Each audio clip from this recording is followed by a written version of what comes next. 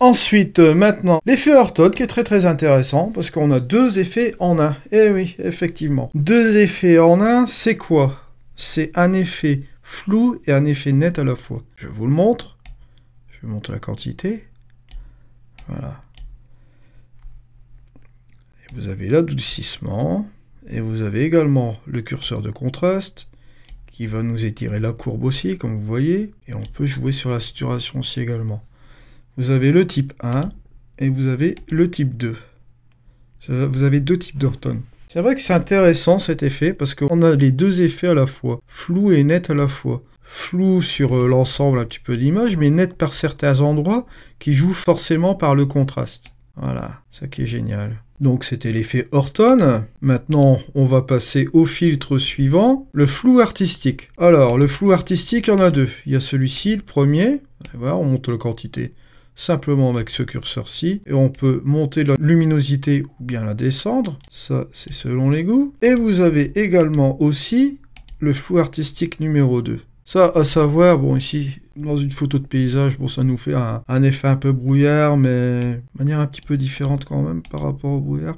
C'est pas tout à fait la même chose. Mais ce flou artistique-là sera très utile dans les photos de mariage, par exemple. Voilà. On va passer à la lumière douce. Le filtre de lumière douce qui va interagir justement sur nos petites zones éclairées, qui va les lisser ici. On va jouer sur la luminosité et la chaleur comme ceci. Ça va justement interagir sur les hautes lumières, on va dire, hein, plutôt. Ça va les adoucir. Que ce soit ici les nuages ou bien les zones vraiment éclairées de l'image. Je ne sais pas si vous voyez là. L'histogramme va monter directement à droite. Vous voyez, comme ceci.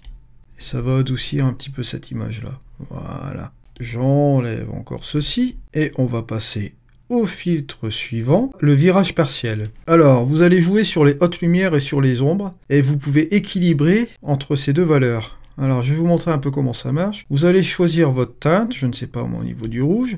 Vous allez saturer cette teinte, voilà, une teinte dominante comme ça, dans les hautes lumières. Et ici, au niveau des ombres, on va aller sélectionner une couleur complémentaire. Je reviendrai un petit peu au niveau des couleurs. Dans le module numéro 4, on parlera des couleurs complémentaires, des couleurs opposées, toutes ces choses-là. Mais là, bon, en l'occurrence, je vais prendre ici une couleur chaude. On va prendre une couleur un petit peu plus froide là, vous voyez. Ça s'adapte très bien. On peut même rééquilibrer le dosage au niveau des hautes lumières, prendre plus le virage partiel ici dans les hautes lumières, donc c'est à dire qu'on va réchauffer la photo, ou l'inverse, on va la refroidir puisque dans les ombres j'ai sélectionné une couleur qui était plus ou moins bleutée, vous voyez. Voilà, ça nous permet de faire l'équilibre entre les deux couleurs, entre les hautes lumières et les ombres.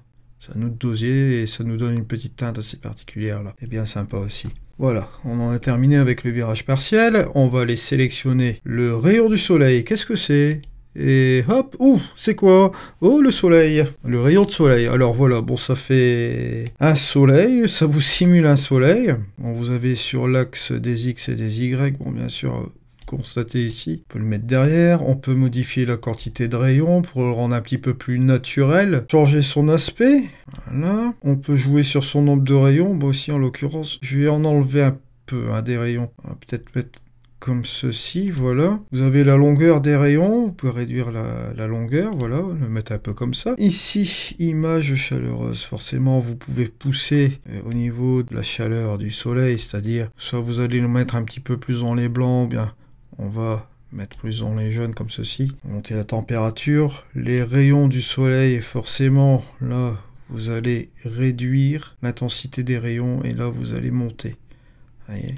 Ici, vous avez les rayons de lueur. Même chose aussi. Vous savez, cette petite orbe là qui se forme autour du soleil. Et vous avez le niveau d'éclat. On rend un petit peu plus puissant, ou bien baisser justement pour pas que ça... On va le mettre un petit peu à ce niveau-là, ça c'est rigolo. Parce que là on interagit sur les rayons du soleil et là on interagit seulement sur le soleil, voilà. Pour monter un petit peu plus l'effet du soleil, voilà. On peut gérer soi-même. Comment dire ça, le curseur randomize, c'est pour faire varier les rayons du soleil de manière aléatoire, voilà.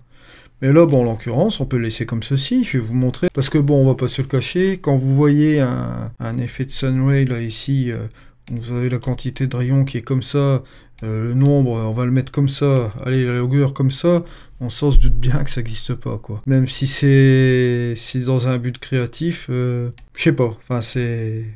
Faut vraiment être prudent avec ce filtre-là. C'est un filtre... ouais. On peut améliorer sa photo comme on peut la gâcher, comme on dit. Un peu foutre dans le mur une super photo, donc à maîtriser avec prudence. Ici, nous avons la texture superposée, qui est le dernier filtre. La texture superposée, qu'est-ce que c'est? C'est très simple. Je vais vous charger une texture. Et je vais aller chercher ça sur mon disque dur. Si j'en ai quelques-unes, je ne sais pas. Bon, les au pif, je vais prendre le film 6, comme ça. Voilà. Là, en l'occurrence, vous allez voir, ça va me vieillir un petit peu ma photo avec cette texture que j'ai mis là. La quantité, par exemple, je vais jouer sur l'opacité, parce que ici, ça joue sur une opacité. Hein. Soit par là. Vous pouvez zoomer ou dézoomer. Dézoomer, bon, ouais, ça va pas le faire, parce que... Voilà, quoi. Après, vous avez ces deux curseurs ici qui vous permettent de flipper soit à l'horizontale ou à la verticale. Voilà. Donc, voilà, j'ai encore zoomé ici comme ça. Donc ici, comme je vous dis, hein, ça vous permet un petit peu de vieillir votre photo, quoi. Bon, ici, pourquoi pas... allez, si je vais aller chercher dans les essentiels la saturation, je vais désaturer ma photo, vous voyez. On peut faire peut-être une photo noir et blanc vieillie. Je vais rajouter, allez, les grains ici qui sont là. Allez, on va dire que c'est une photo qu'on a retrouvée dans les fonds de tiroir comme ceci, voilà. Hop. Voilà, c'était donc la texture superposée. Voilà, maintenant c'est fini pour le module numéro 3. Je vous invite à aller voir le module numéro 4 la semaine prochaine. Salut, allez, au revoir.